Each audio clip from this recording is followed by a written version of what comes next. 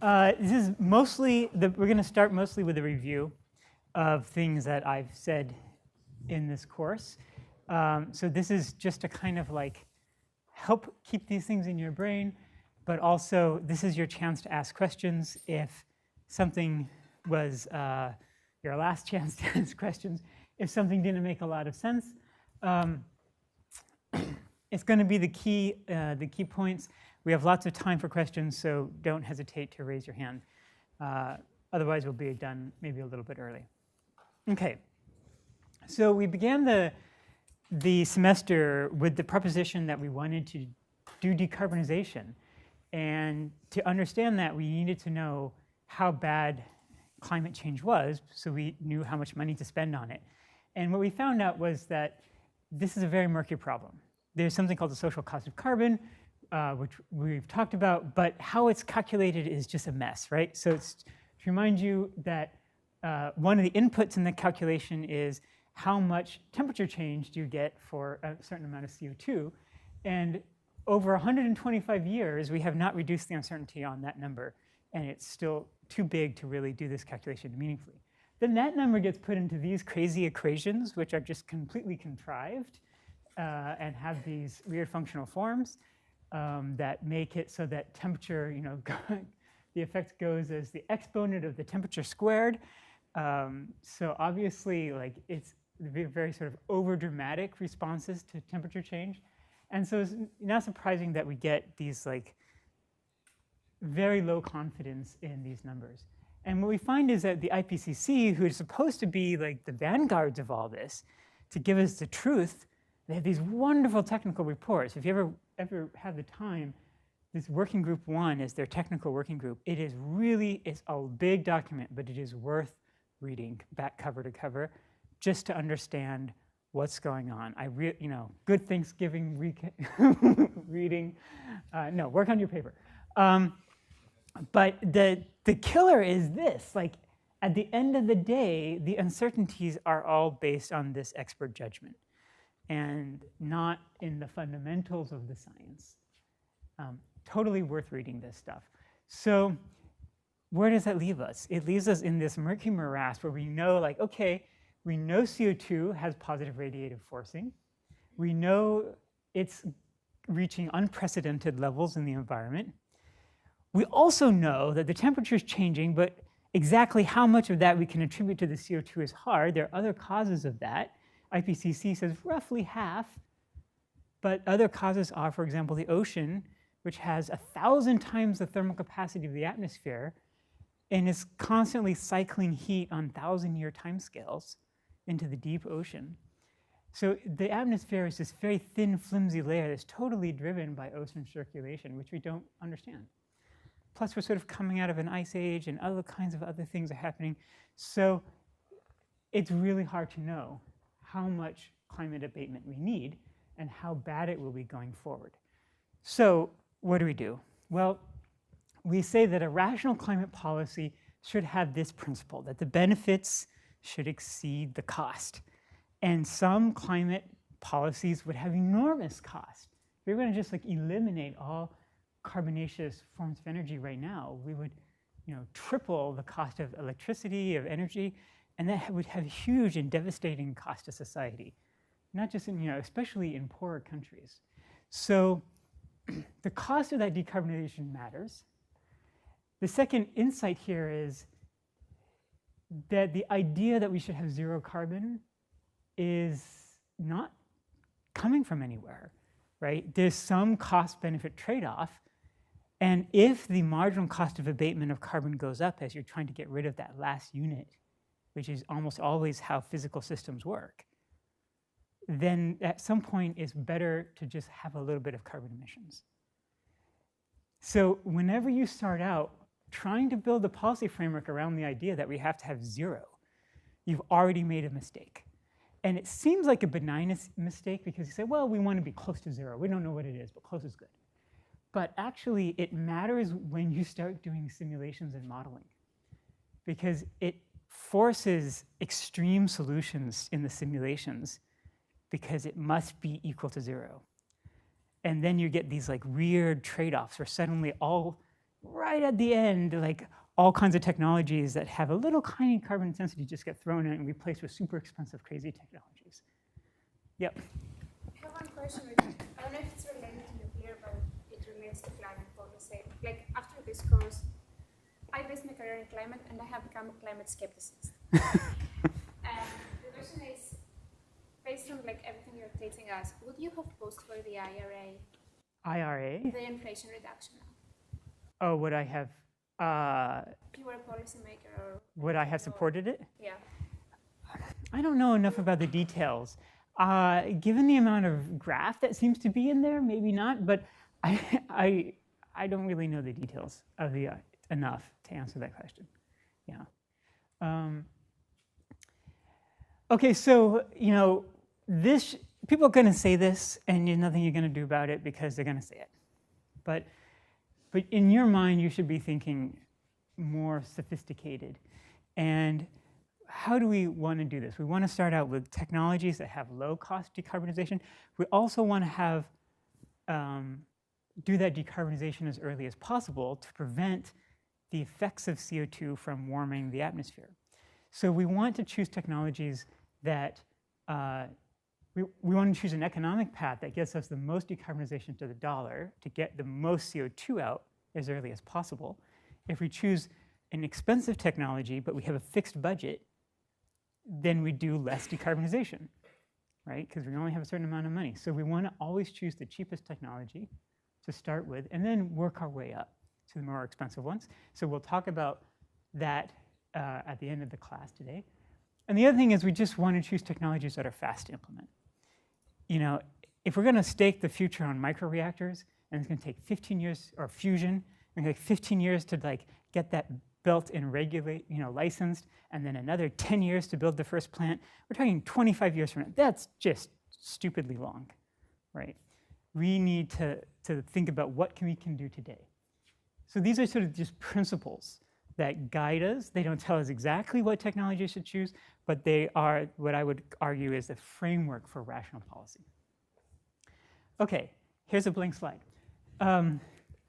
So the cost structure and financing of energy generation technologies turns out to be really important. And that is what we spent so much of our class talking about. The key things that you should take away from this are that costs decompose into capital cost, fixed cost, and annual fixed costs, and variable O&M. We convert capital cost into an annualized one using this equation to find essentially the cost of the loan payment required to pay back. But what we learned is that that loan payment can escalate dramatically if the construction times are long. So quick to build is important, especially in high interest rate environments.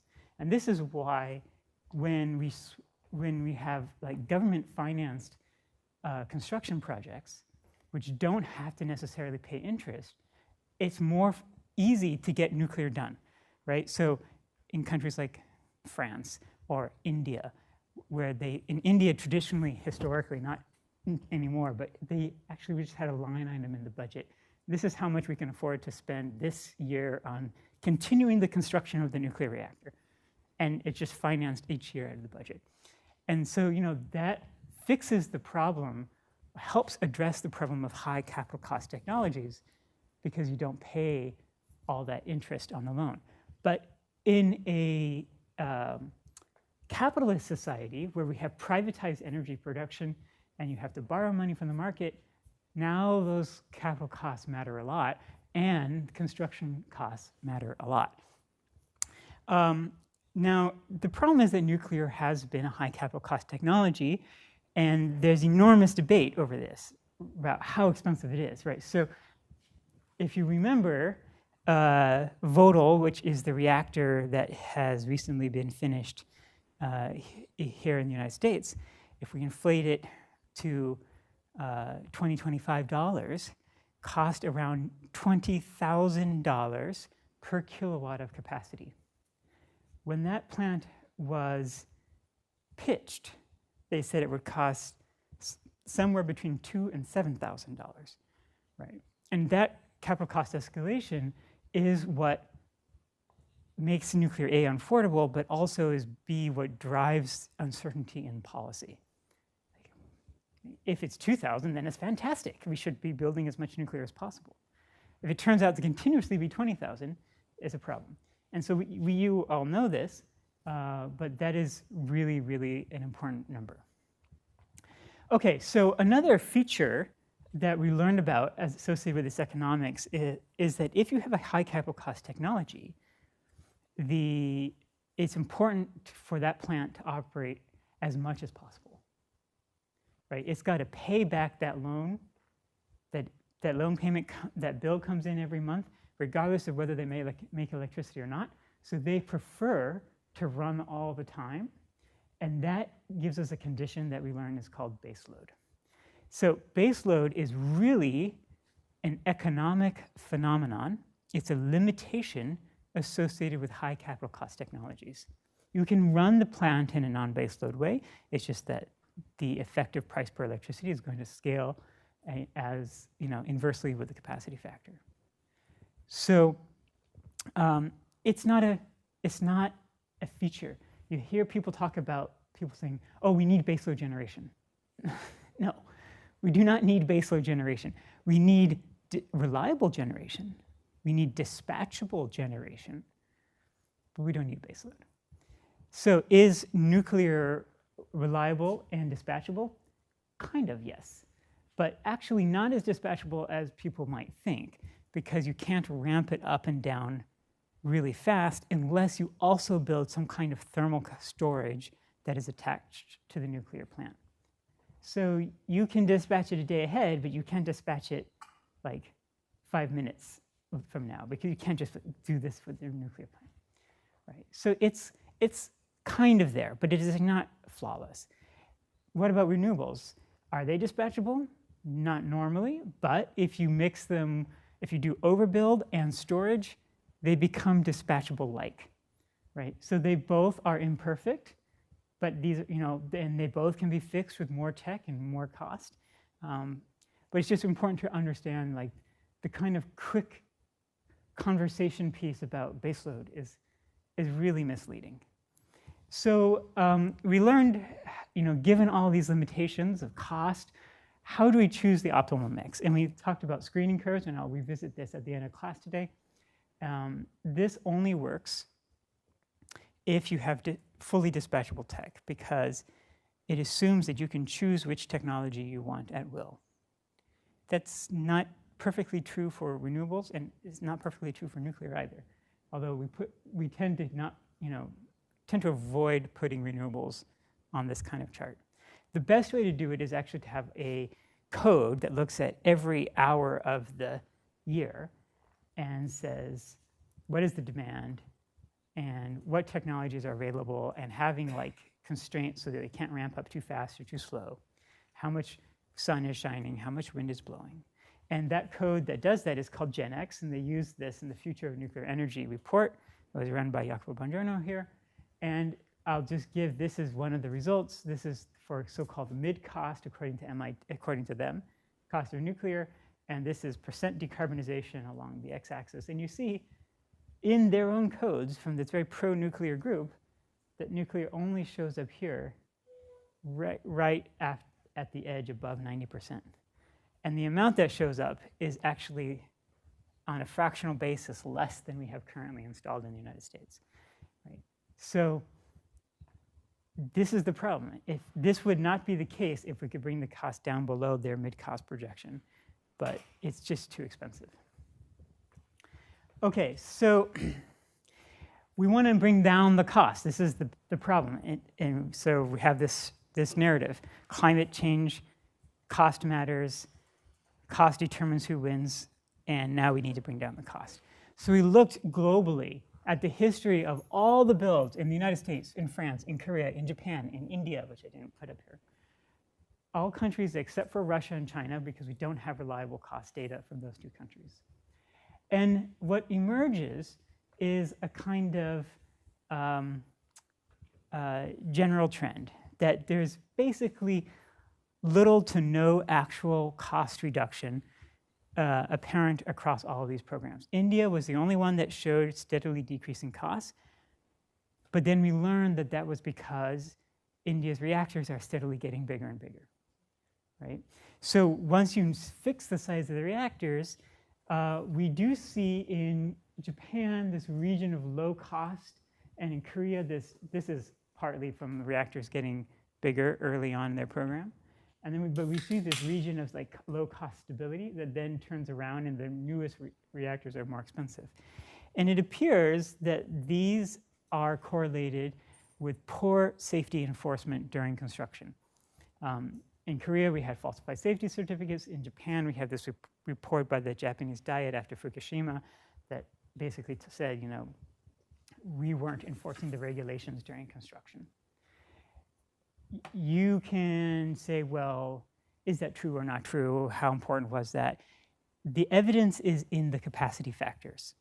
If you look at the capacity factors in these countries, they are miserably bad because they've had to go back and retrofit safety onto these plants and fix the problems with the original construction. The result is, because capacity factor is low, the actual cost of the electricity, rather than the cost of the reactor, is very expensive now, even more expensive than in the United States. If they had just done it safely from the beginning, they would actually have a better economic situation. So we don't see any kind of like lesson that we can learn from these reactors. We did a regression of 341 reactors in the world to figure out what the cost parameters were. And the key thing was that reactor cost decreases by 20% for every doubling in reactor size, which is why reactors got big. And we see also that if you add these two, licenses completed versus reactors built, this adds up to 1, which means on average you get a 1% cost reduction for every doubling of the number of reactors you build in a country. Now, you know, the error bars are highly uncertain on this kind of calculation. It will depend on a lot of factors, but the point is that we don't have a clear path on how to do this. So there are many hypothesized paths. One thing that the DOE has said in a recent report is that we might be able to attain an on average 15% cost reduction if we bought 10 reactors at once. But that's $100 billion of spending, right? That's not a likely strategy. The other idea that has been all the rage for the last 15 years are small reactors, and now very more recently microreactors. And so we looked a little bit at this, and one of the things that we learned is that most of these startups are actually just recycling old ideas. Yeah? Yeah, I have a question on the previous slide. Yes? On the case of France. I heard you criticizing France's way of handling nuclear back in the 70s quite often in class. But it's something I never really understood. Because France, yeah, they built many reactors. Maybe that was fully supported by the state, and maybe they overspent because it was fully supported by the state, and so nobody cared. But since the 70s, they have almost a fully decarbonized electricity mix. And right now, they have very low cost of electricity compared to many European countries. They are net exporters, even though they have lower capacity factors than the USA. So I don't fully understand your... Right, so especially compared to the US. Yeah, so the cost of electricity will be driven principally by the marginal cost of production, right? And so those reactors are old enough that they're largely paid off. They've been paid for in large part through taxation. So the price of electricity is not just the actual price on the bill, it's also the price of your tax bill to the French government, which has paid for a large portion of those reactors. So it's not an apples to apples comparison. And as far as exporting, I don't think that tells you anything. What is interesting is that this cost was low and stable. And why is this number so high? Is this really FOAC effects with Flamanville or not? It's hard to imagine that this next one can be down here, right? So it seems like part of it is driven by increased concern for safety. There are issues with the reliability of some of the elements in the French fleet that they're working on. All of these make it very difficult to do the cost comparison. I say of all of these things, the cost of electricity is the most motivating factor of the things that you raised. But you have to remember, if the costs are not fully recovered through electricity prices, then it wouldn't be a good comparison. If I look at the European landscape, let's say maybe they pay via taxes, and maybe France has a lot higher taxes than other countries, but still the standard of living in France is still good. They have a almost fully decarbonized electricity mix, and France is a big country here, very big industrial one. So it seems like they did a very good choice back then. Prices were low. Well, it winds up in a good place, but what have they paid for it along the way? It's an interesting question. You could look. It could be we should maybe do a better study on it. So. We have actually here a classmate of ours that is investigating that. So. Good. Good. Yeah. Well, what is the answer? I'm working on it. All right. Let's find out.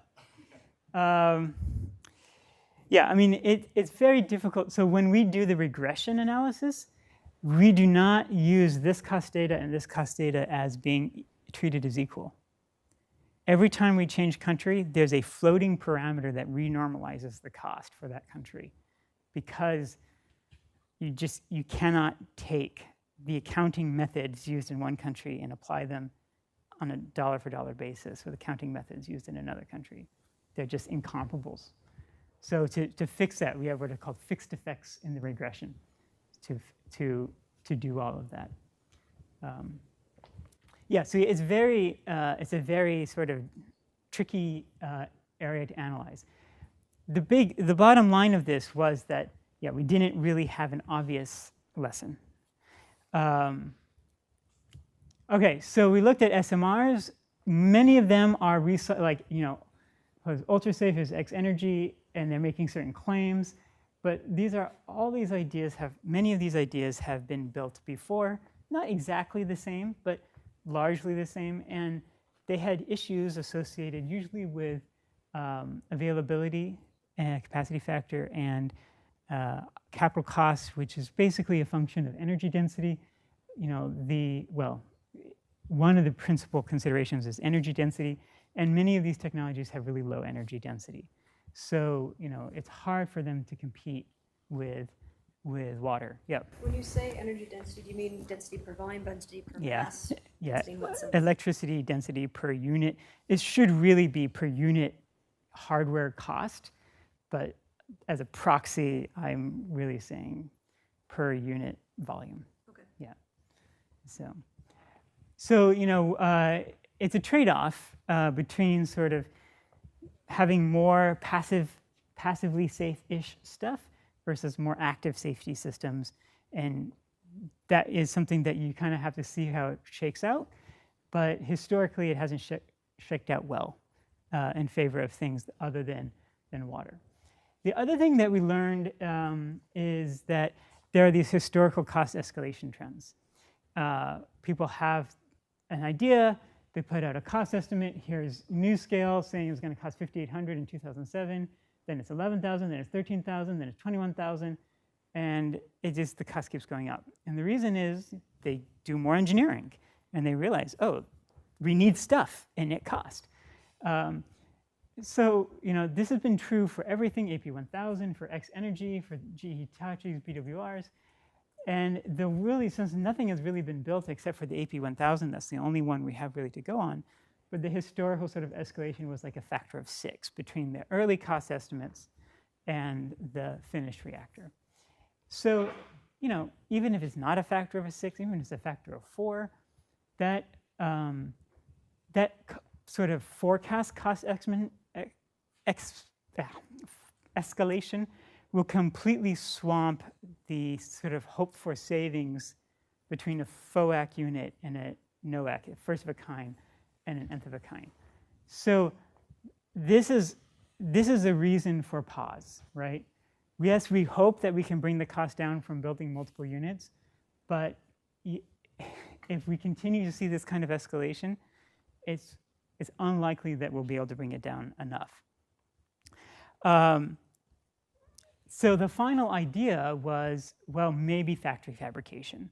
And the kind of takeaway lesson from class that I tried to argue was factory fabrication might work, but it's not about just factories, it's about volume. You get discounts when you make thousands or tens of thousands of units a year. And so you're only going to see that for very, very small reactors that have a big market, right? If you're building 200 megawatt reactors is unlikely. If you're building 10 megawatt reactors, now you can talk about tens of thousands.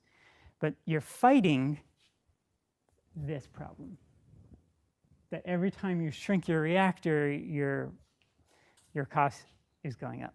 So how does that shake out? We saw Emil gave us a study about how much factory fabrication could save us, and when we applied that in conjunction with this cost escalation, the answer was not favorable. So the only hope is that this cost escalation somehow stops happening. The other issue with having tens of thousands of reactors in the world that we didn't really talk about much is that human capital. Unless these things are like computer controlled, we will need a lot of nuclear engineers. So something like 400,000 engineers if we're going to have 40,000 reactors out there. And that's going to be a difficult lift. Okay, so we did find a ray of sunlight in heat markets. The basic idea here was that nuclear is inherently a heat producer, right? And so it will be roughly a third the cost per kilowatt thermal versus kilowatt electric. And that makes it very competitive with renewables, which are the same cost per kilowatt thermal and kilowatt electric. And so it appears if we can meet the projected, if you look on the EIA tables for the projected nuclear costs, so they assume $7,000 per kilowatt capital cost. Nuclear would already be competitive with renewables for heat today. Now that's AP1000 size nuclear, and that's kind of too big for most renewable applications, because one of the things that we looked at was the average heat per site is like 60 megawatts on the high end down to sort of 1 megawatt. And so sort of my guess is the optimal reactor size is just throw away these when it's too small, and then be 10 megawatt units, something like that. And that would potentially have a market in the United States of 4,000 units, and globally a market of 40,000 units. And that is a real thing. That's a real market. And factory fabrication suddenly begins to make sense, right? So actually, I think this is a real future for nuclear. The challenge with this market is that the policy levers driving decarbonization in industrial heat are very weak. Because in electricity, we have these incentive structures and so on that are all sort of well established. We don't have these things for industrial heat. They just use natural gas, and natural gas is very cheap. So we have to build that policy framework to incentivize this transition to occur. Okay, so that's where cost left us off. The future for nuclear was in doing this non-electricity market. But then there was this question of externalities. And so we talked in detail about the externalities associated with nuclear. And there were some well, I'll go through them. But we never talked about the other externalities. So let's just sort of review them. The first thing we talked about was nuclear waste. one of the things that we learned about was that they have these like incredibly stringent performance standards for these nuclear waste sites. They're talking about, the very improbable exposures happening at 10,000 and 1 million years after the waste is in place. So, I think there's a basis for arguing that some of these standards are a bit on the extreme side. But it didn't seem like that was really what was really driving the emplacement problems. The problems are really being driven more by politics. Then we heard the story of the original waste repository in Kansas, and then the problems with Yucca Mountain, senators doing late night deals to ensure that their state wouldn't get the repository. That seems to be the issue. One of the problems with having chosen Yucca Mountain through political reasons is this is actually a really terrible site to put nuclear waste. And that has driven the Department of Energy to stop thinking about the disposal site as providing protection against radioactive release, and instead focusing only on engineered systems, a cask that we will design. The problem is that we don't really understand materials, and to be frank, geologies sort of at these sort of million-year timescales. And so it would be imprudent, in my estimation, to give up the defense in depth concepts that was driving geologic disposition in the first place. The idea that we'll put the fuel in a container that we hope will stay intact, but then we'll also put it in a geology that we hope will stay intact, and we'll put it somewhere far away from humans, and we'll put it below the water table, right? And so other countries continue to do that, but the United States has been slowly abandoning it. And I hope that that trend will be reversed. A small number of countries, France and Japan, maybe Korea is heading in this direction, don't know how to get to this point. They don't have a lot of land. They don't have good politics for this. So they have convinced themselves of doing reprocessing. We talked about the economics of reprocessing. It was an idea that made sense when we thought that the world did not have very much uranium. Turns out the world has a lot of uranium and is cheap, and recycling the fuel is only economic when the uranium is like, over 5 times, sometimes 10 times its current price. So we looked at projections done by MIT at when would that occur, and the answer was not in the foreseeable future, right? So this is not a sensible idea from an economics point of view. It's an essential part of some fuel cycles that people talk about, like fast reactors. But remember, it may be the case, but the lesson of this class is that climate policy is going to be driven by cost, not cool tech. So what's the point of doing cool fast reactor concepts that won't help fix the climate problem? So if you can't do this, then the recommendation is to do this. Stick this stuff in these dry cask storage until you can finally fix your politics.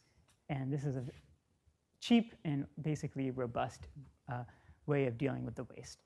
The bottom line is that all of this, the money that we have set aside to do this, seems to be adequate. There's no real, we've used up about half the nuclear waste fund on Yucca Mountain. We need to find a new site. But if Yucca Mountain had been a good site, there's no evidence yet that that was not enough money. And that is 1/10 of a cent per kilowatt, which converts to about $1 per megawatt hour. So I call this the waste externality. It's small, right? It's not something that we really need to worry about. Safety was a bigger issue. So it's already a major driver for the cost of reactors because enforcing safety standards during construction is one of the most expensive drivers of cost escalation. So we decided to do a calculation to see if reactors were safe enough. And what we found was that a major accident of the Fukushima Chernobyl style, which to be clear is an INES 7 event, kills, we tried to figure out what an average reactor accident was, kills about 250,000 people. And that was a big number, and a lot of you were like, oh my God. But when you actually then divide by the total amount of electricity, it turns out to be like something like 2 deaths per terawatt hour. And that's actually pretty good. It's much less than most of these fossil fuel technologies. So it is relatively safe. Now, some people will say that, well, reactors will get safer. So maybe we can actually like reduce the safety so that we can also, this is not a bad number. And maybe we can like reduce the safety enforcement during construction, a la what is going on now here in the United States.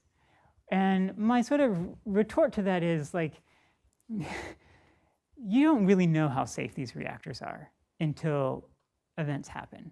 Most of the accidents that have happened, big accidents that have happened, were not sort of in the PRA models at the time that the accident happened. And we should remember that even though Chernobyl was bad, that if the spent fuel pool at Fukushima did not have the leak that allowed water to leak into the pool and keep the fuel submerged, there was a risk of a spent fuel fire, which, if that had happened, would have been much worse than Chernobyl. Right? So despite the fact that these reactors are more modern, they're not necessarily more safe. So we should be careful about this. So we did the calculation. If we assume $11 million per life, then 2 fatalities per terawatt hour turns into $22 per megawatt hour for externalities. We also saw that like after Fukushima, there's all these cleanup costs, and it costs about $5 per megawatt hour. So the externality sort of adds up to something like $27 per megawatt hour. Much more significant in nuclear waste, and also like significant relative to the cost of the energy in the first place, sort of a fifth, maybe.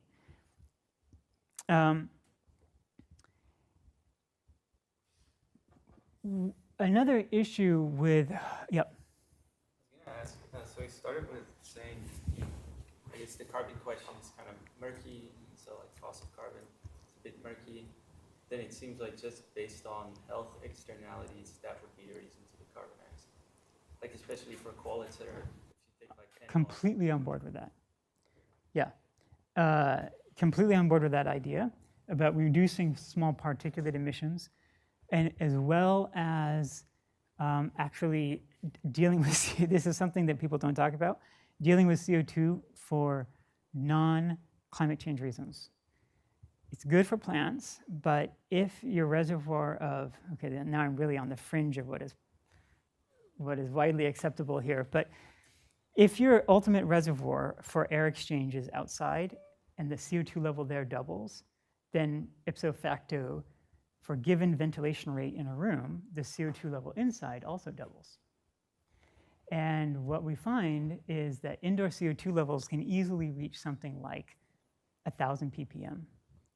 Now, in a well-ventilated site, it should be much less than that, but in people's houses and in rooms that are sort of like typically poorly ventilated, especially energy-efficient places, 1,000 ppm indoor CO2 level is not uncommon. What's interesting about that is there are measurable intellectual deficits at 1,000 ppm. People are dumber because of CO2 emissions.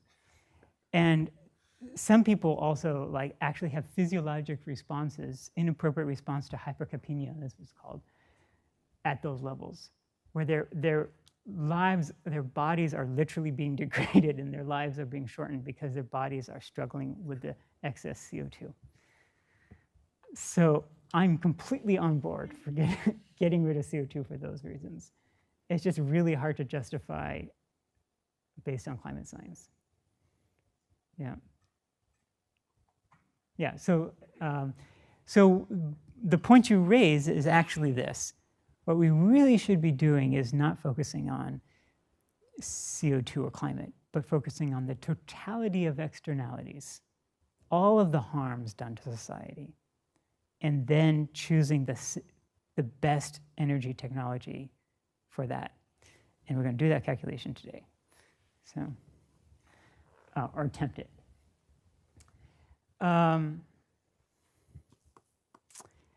So just to sort of finish up with the safety story, one of the issues that is happening right now in the United States is this trend move to something called, is this about, yeah? Just about that slide.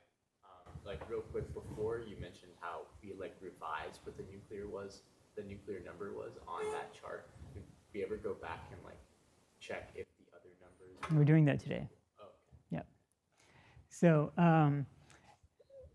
okay, yeah. So one of the things that is happening in the nuclear world, because people don't like the cost of safety enforcement, is that they are pushing for something called risk-informed licensing. And what that is basically to move away a little bit from the traditional methods of defense in depth. And one of the challenges with that is that the major nuclear accidents, Chernobyl, Fukushima, even TMI, were well, I guess not TMI, Chernobyl and Fukushima, were beyond design basis accidents. So it's just to say that they were events that we intentionally chose not, said, well, this is going to happen so rarely that we're not going to put this in the safety design. But the reason those reactor accidents weren't worse is because those reactors were equipped with passive defense in depth, like containments, that helped attenuate some of the release from those accidents. If we give that up in the name of smaller, cheaper reactors, then the beyond design basis accidents are apt to be worse. And that's something that we ought to think carefully about. You know, what is the worst case that we can tolerate? Or the worst case accident? The worst case accident is the accident that causes the public to completely lose faith in nuclear altogether. And we are courting danger when we start to cut back the safety standards, which is happening in the United States right now. So I think, yeah.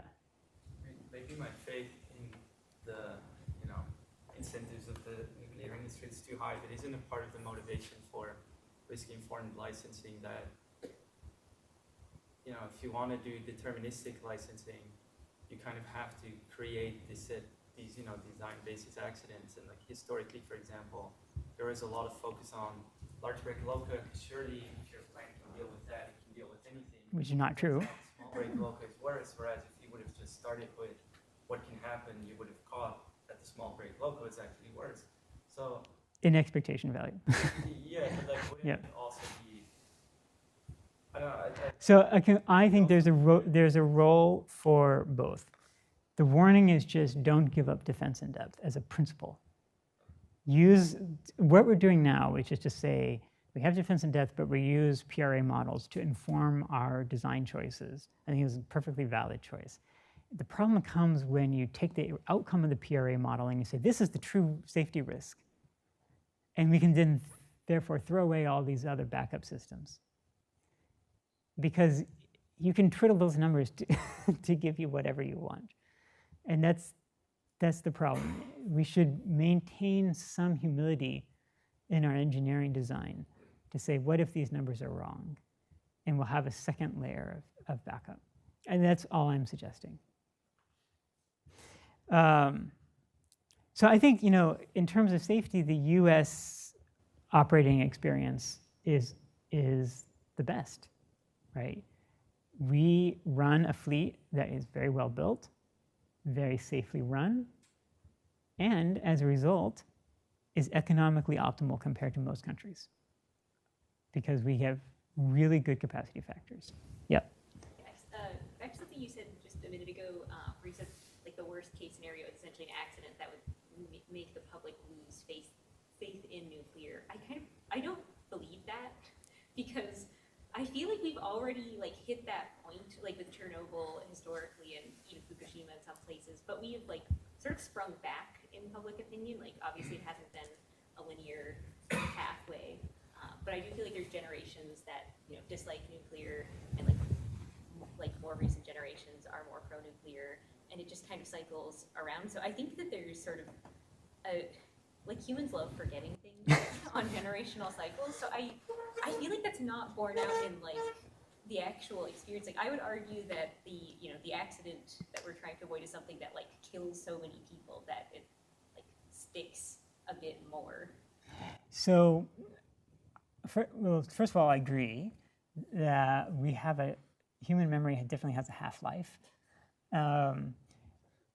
But I would say from an energy policy perspective, what happened at Fukushima was disastrous for Japan, right?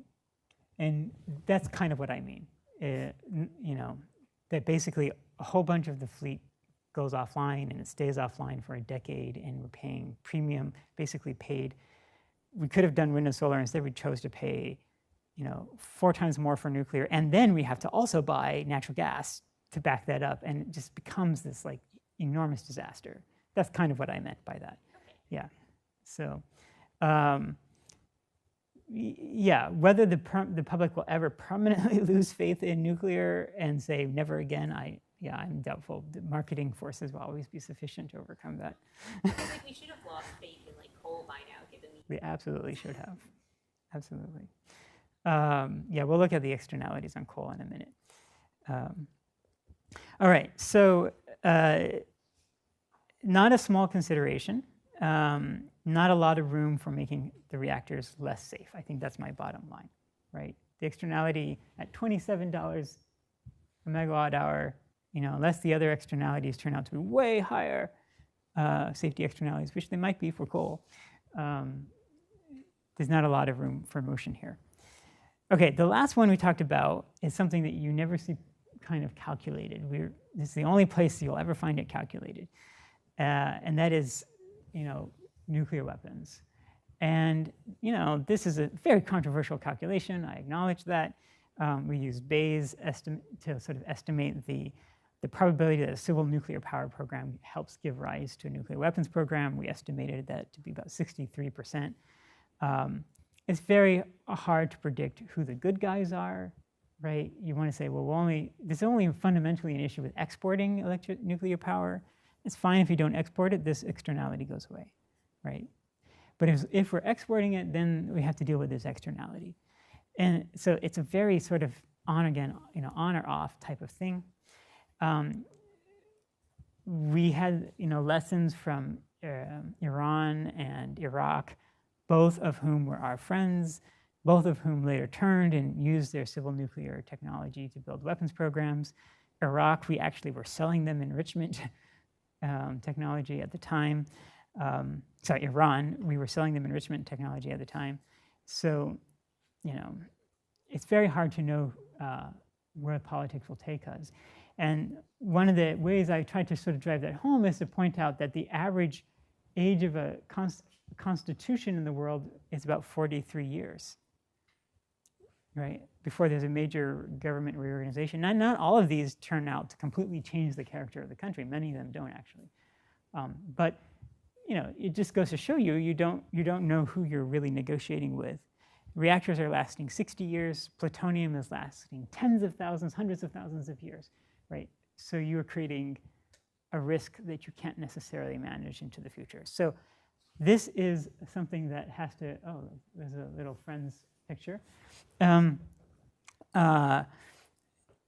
It's something that we have to think about, and we tend not to think about. The externality range is all over the place, 20 to 300. The number that I liked, which was sanctions policy debited only against US power production, is 60. So that's the number I'm going to use going forward, $60 per megawatt hour. So this is very large, right? Okay, so getting back to this, we want to verify what the situation is with all of these other things so that we know how to read the number on nuclear. I should have, this plot actually, maybe I want this plot. Yeah, that's better with the adjusted externality. All right, so let's just talk. So any questions about this historical stuff? No? Okay, people have been asking, so that's good. So what other externalities have we not discussed that might apply to some of these other technologies? Well, there's a lot. So we really, you really need to go beyond just deaths. You talk about things like the effect of like SO2 on,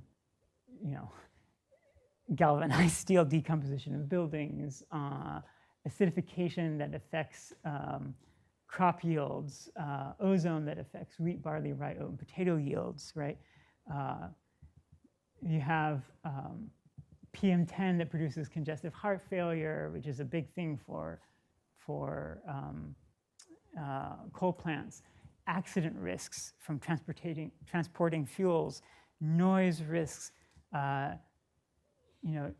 eutrophication, which is like deposits of phosphates into lakes and streams that causes algae blooms, all kinds of phenomena, mercury from coal causing IQ changes in children. This is not an easy thing to do. One of the problems with attempting to find all of these externalities is that they turn out to be very specific to the region or country in which you are operating. Yes?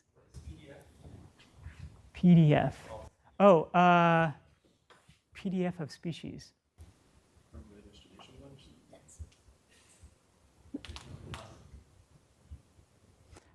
I have no idea. It also has a little apostrophe, which suggests to me that this might have been an accidental paste where you delete it. That's what you said, land use. I imagine it's like you would. Oh, PDF of species. I see. Yeah, it's going to be probability density, right? No. I'm not sure what it stands for. I have forgot. This is probably when you make slides years and years ago.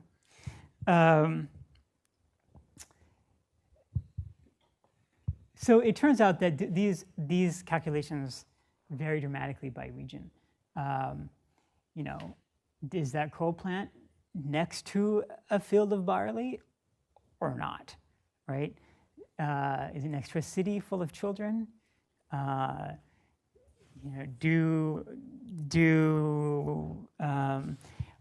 We talked about like transportation risks, like, well, that matters different. That's different risk if that oil comes in a pipeline versus being shipped in a container ship, right, or in an oil tanker ship. So it turns out that these are all very difficult things to do. Health risks, which are some of the biggest, are also some of the most difficult. Like, okay, so it turns out you calculated in like days of labor lost. Well, that depends entirely on what the value of that labor is, which depends on the, who's being affected and in what country, on what economic scale. So not easy. So how do we do all this? So one idea, yes, it's blank, is that we could try to get a whole bunch of scientists together and say, let's look at all of the negative effects. We'll get some ecologists, we'll get health experts, we'll get economists, and we'll look at every single plant and where they're located and who's affected by the emissions from that plant. And we'll do this for every country, and we'll add it all up. And that sounds crazy. But in fact, this was tried. So there was something called the Externalities project that was founded in 1991 jointly by the US Department of Energy and the European Commission. They employed 100 scientists for 15 years, and this was their job. And they tried to come up with externality measurements. It's still one of the most significant studies of energy externalities has ever been done. But the problem is that now that the data are 20 years old, and we've learned a lot about health effects that we didn't know 20 years ago. This is also like woefully outdated despite the magnificence of the effort. Another way we could do this is we could look at individual studies. But the problem with individual studies is that the study author brings a lot of bias into their calculation, right? Is the study being funded by the, the gas lobby? Like, did they really do a good job of counting up everything? So the only fair way to look at individual studies is to look at a meta-study that basically looks at all of the individual studies and does like summary statistics. So we'll look at, I think this is a more modern way of trying to measure the externalities. So here's the answer. So this is all this has been inflated to be on a constant dollar basis, $25 per megawatt hour. We've been talking about the nuclear ones in megawatt hours. Coal, oil, gas, nuclear, hydro, et cetera. The boxes are the 25% to 75% quartile, quartile 1 to quartile 3. The dot is the median, not the mean. We choose the median because these have large outliers and we don't want to overweight them. They're also kind of like a log normal distribution because they're sort of bounded at 0 and then they go as high as they want. And you see like coal goes all the way up to $1,448 per megawatt hour, completely blasting away anything to do with the actual cost of the coal plant. So, if that highest number were true, yeah, like that's crazy. Here's the same data shown, and then I put the external data where they have data here. And one of the things that you see is that the external numbers are all much smaller than the other ones. And that's for a number of reasons. So one is the early nature. There's a lot of effects they weren't aware of. 2, they used a bottom-up approach. They were going to each plant and trying to add them up. And there are 2 consequences of that. One is that they may be missing things as they're trying to add it up because they're literally counting from scratch. But the other, so they don't really know what the PM10 was from that particular plant because they don't have a measurement. Like they might just omit it. The other thing is that they might actually do better in incorporating sort of like selection effects that are associated with like, that's a dirty coal plant. And people who live near it, if a lot of number of people, they don't want that coal plant nearby. So it turns out only the dirty plants are in rural regions, and that means that actually the impact of those emissions might be smaller. Like that kind of NIMBY effect would actually drive down the externality value. And finally, this is all just public health. There are no climate change effects here, whereas these numbers from the meta-analysis do sometimes include climate effects, whatever the author thought the climate effect should be. Yep. Where's geothermal in this? Geothermal is not reported in either study, so can't tell you.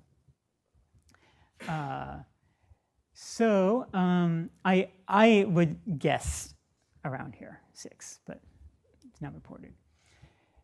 So we did our own calculation of externalities for nuclear, which I just reviewed with you, and that is the yellow diamond. And the big difference between the yellow diamond and this is almost entirely nuclear proliferation.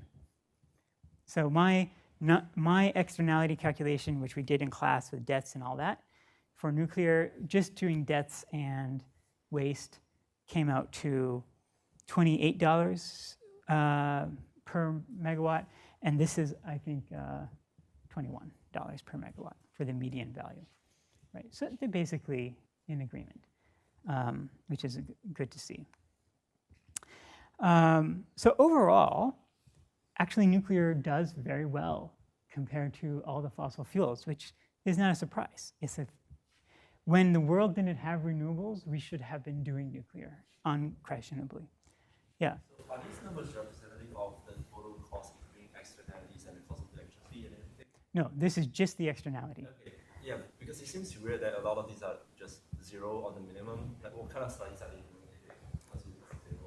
No, it's not LCOE. It's just the externality. So there are people who say Oh, wind doesn't have any externalities. And there are people who say nuclear that is close to no externality. Yep. What about birds? This is why you don't choose one study. And this is the problem. So this is what the nuclear people are fond of doing this with learning studies. They're like, oh, according to such and such study, nuclear can come down in cost. Okay, you know, that was one study. Like, what do all the studies say, right? So this is why I don't present you a single study. I want you to look at all the published studies, and this is where we wind up. So so the only problem is that wind and solar are so small that we wind up, you know, in the same place as we were when we were just looking at cost. Yeah. Okay, sorry, this is like a little bit outside of the scope of this discussion, but you know, knowing that different parts of the U.S. government put a different like literal dollar value on human lives. Yep. Does any organization do that for different animal life? Because there's a lot of creatures that we would not be able to live with, pollinators, Yeah. food, actually grow, etc. Like there's a lot of animals that we eat or use for different purposes. But shouldn't we be actually worried if, for example, we did just kill off a certain bird with all the if they all loved running into wind turbines and then suddenly a certain ecosystem collapsed around that bird going extinct? Yeah, we should be worried about that? We should be worried about things like that. So that's much more something you see people thinking about in the context of climate change, where, for example, and not externalities. Well,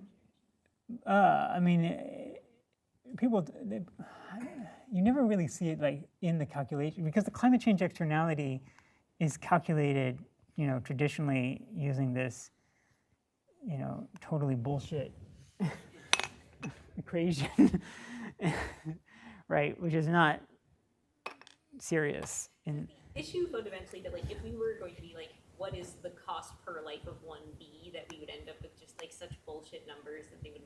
Well, there are always these cliff edge effects. So the example that I was about to give is beetles. When winters were colder, beetles would die off in the winter, and forests would flourish, like bark beetles. But now that the winters aren't as cold, they are ravaging enormous forests, which not only reduces the availability of timber, but just destroys whole ecosystems full of all kinds of things. And so what are the downstream consequences of that? So yeah, it's very hard to know what those connections are. I'm not aware of any agency that attempts to monetize the value of every flora and fauna out there, but it would be an interesting idea. It's a very hard calculation to do. Yeah. Have you done any, estimate independently for wind and solar? So I guess the point of the meta study is you look at everyone, or all the studies, kind of avoid bias. But I feel like societally, there is just so much bias too. Renewables are good. If you look at any regulation, identically everything is set to 0 for renewables, and then we take into account scope 3 for nuclear, but only for fuel, so that renewables and wind is 0, even though they would be higher than nuclear. It's yeah. I don't know. I haven't attempted to do a study, but I agree with you that the academic community has these systemic biases.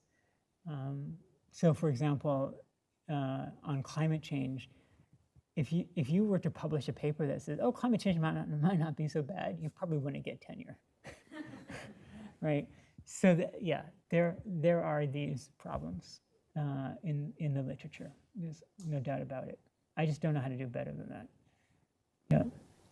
This kind of goes back a little bit, but so a huge part of the nuclear disaster or accident externality are the deaths from cancers, right? Yeah.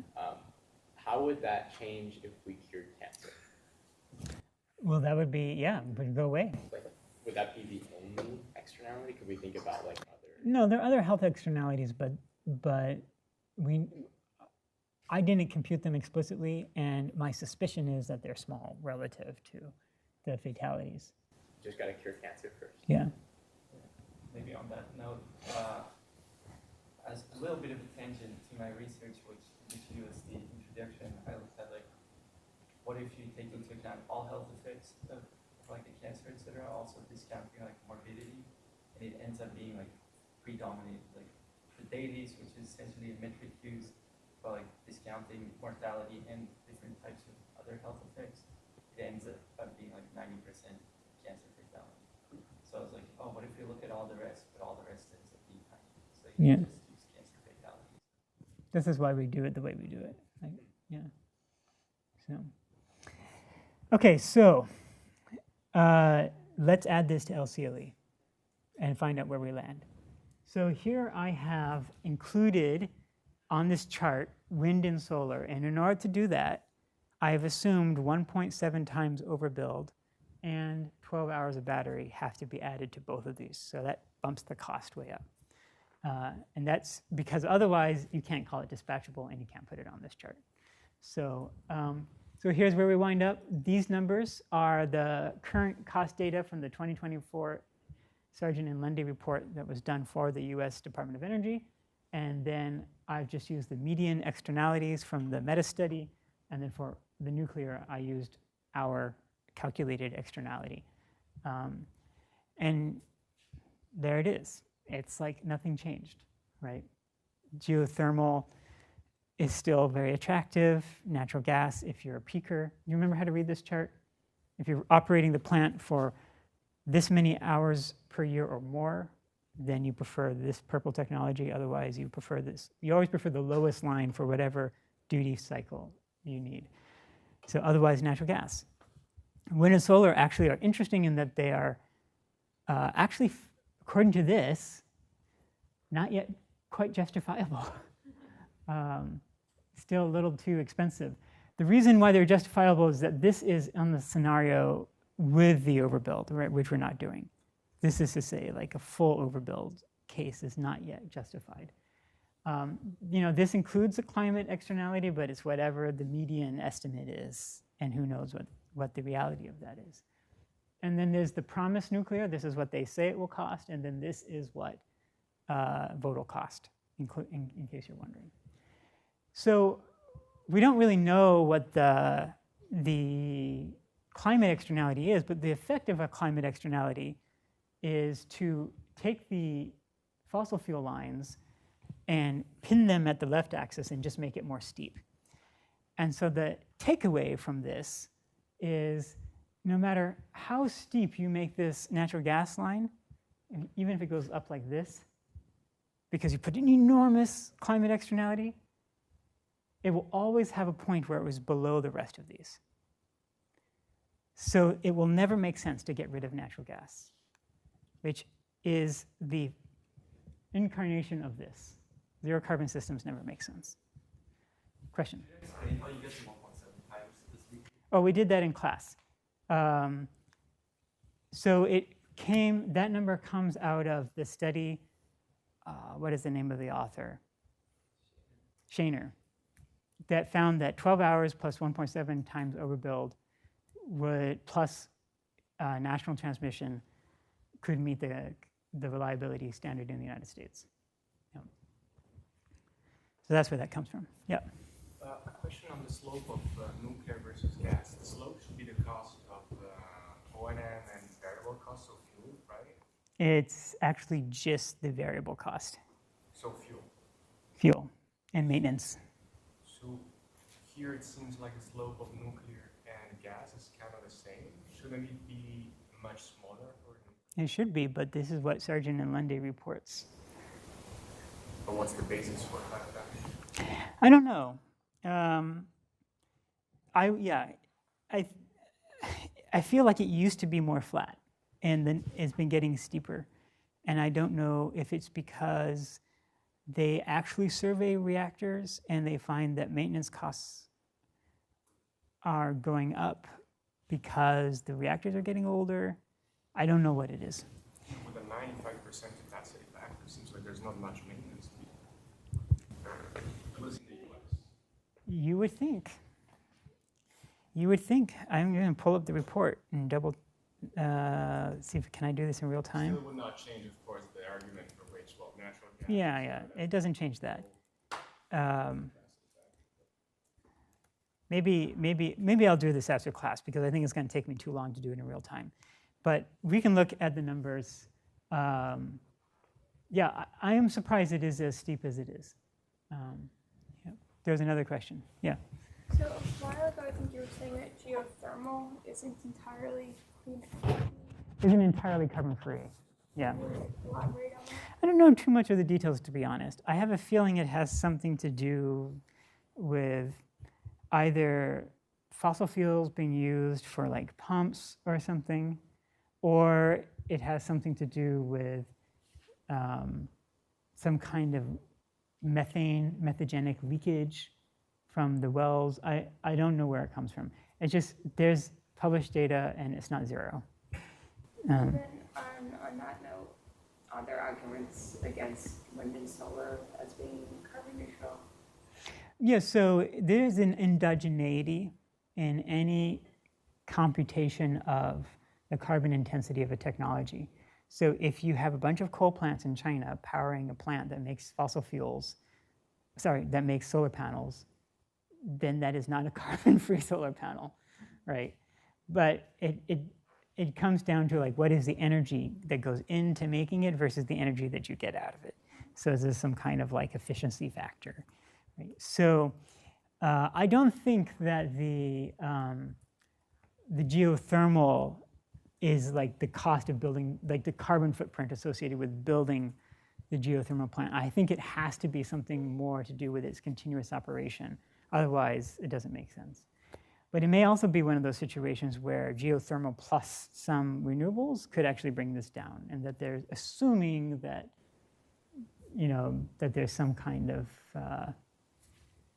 other fossil fuel being used at the plant. It's a good question. I've never looked into it. Yeah. So just to make sure I understand, what this is saying effectively is that based off of this like dispatchable solar wind assumption, even if nuclear were cheaper, it could never be a base load because the slope is higher, right? Well, it could be a base load if, oh yeah, let's see. It would basically, yeah, that's right. Actually, it would be like a peaker. Yeah. And in fact, when we see that when we run the Gen X model, nuclear becomes a peaker technology. Yeah. It like turns on when the renewables are bad and deals with the variability. Or becomes like an intermediate peaker. Would it in reality just stay on and then charge zero during times? Like, how would that work? Would they actually shut down the plant? So I think if the model is correct, that they actually shut down the plant. Yeah, I mean, the model has in it assumptions about the temperature ramp rate and cycle and things like that. So, I mean, the French do load following with their plants. It increases the O&M because you have more pellet cladding interaction, more leakers, more cleaning up the primary coolant and dealing with that kind of stuff. But beyond that, it can be done. Just changes the cost structure a little. I thought that France had basically one or two reactors that were load followers, so that the rest could function more. So you have. Yeah, I my understanding is that they. But I don't think all of them. Yeah, I don't think that. But I also think that they do something where they use multiple plants to change the effective ramp rate, so that they can kind of they do something fancy, but I'm not 100% sure how it works. So it does seem like making all of your nuclear reactors be peakers, but from a materials perspective, would put a lot of stress and strain on the system. So it's Yeah. a bad Economic choice. Yeah, I would definitely agree with that. I will actually two small questions. So first one for geothermal. In the previous slide, you mentioned that the externalities are not calculated by the meta study. So In here, are you assuming basically Oh, all? I mentioned I added 6. You just assume. Yeah, I just assumed 6. Okay. And my second question, I was wondering if the studies talk about, for example, the health effects of battery or solar panel recycling as externalities to solar. I have never seen a study on that. And so no, I'm almost certain that none of these studies include, I haven't looked at every one, but I would be surprised if some of these solar studies actually included battery health effects. That would be an interesting issue. Whenever questions like that come up, usually the answer is it turns out not to be a big deal. But this is a perfect student paper topic if you weren't already done. Yeah. And so just for clarity, are we including any like land use externalities for solar or wind or no? I know those are obviously like incredibly difficult to quantify. They're incredibly difficult to quantify. If they're in the studies, they're in there, and if they're not, they're not. It's a challenge. Yeah. I feel that the sensitivity, like we were talking about, like the collapse of the ecosystem, it's kind of like, if you start nuclear war, then like the externality becomes just almost infinity. It can almost be like a similar thing. We don't know what it looks like to use up that much land. So I don't know. It feels a little bit. Obviously, it's not all that much land. So don't we know what it like? Because we've industrialized so much in this country. Like we kind of do know what it's like to just mow over, like pave over. Yeah, I mean it's small compared to the amount of land that is paved over. Yeah. Yeah. So it seemed like the only hope for a second was heat markets, but then if you take a factor of 3 off of nuclear here, it's still more expensive. So is it then also not heat markets, or relative to natural gas? Or yeah, I mean pretty much everything. So you would be talking out here, and a factor of 3 would put you here. Yeah, so like for nuclear, if you bring it down by a factor of 3 for like per megawatt hour of heat, so is in the conclusion also heat markets now, or is there something? Wait, I don't see. Why isn't the conclusion yes? I mean, conclusion as in like no nuclear, right? No, because natural gas stays here, right? Yeah. So when you're talking in heat market, you're talking basically 100%. So you're on the right side of this scale. And if I take nuclear and I divide this into 3, I would say that 1/3 of the height is somewhere around here, slightly under natural gas. The nuclear problem is the curve, though. That's what I said. If you could build nuclear at current projected AP 1000 prices. Yeah. Would natural gas still, wouldn't that also come down by factor 3? Because this is accounting for converting the natural gas heat to electricity. You don't do that in process heat. You don't do that in Oh, you're saying, oh, yeah, no, yeah, right. You're saying that this is the electrical cost. Yeah, you're right. But it does become the lowest cost carbon. Oh wait, no, this is accounting for that, right? It does become the lowest carbon-free source of heat. It does become the lowest carbon-free source of heat, but you're right that the cost of the natural gas also comes down by a factor of 3. So it goes down here. Maybe not the factor of 3, right? If you just get the combined cycle, that's maybe 70% efficiency, so it goes down by a lower amount. Is it 70% efficient? 67? I think maybe 55? Okay, maybe not Okay, 70. let's say a factor of 2. Yeah, factor of 2 or something like that. Yeah. So it'd be like where the geothermal number is, right?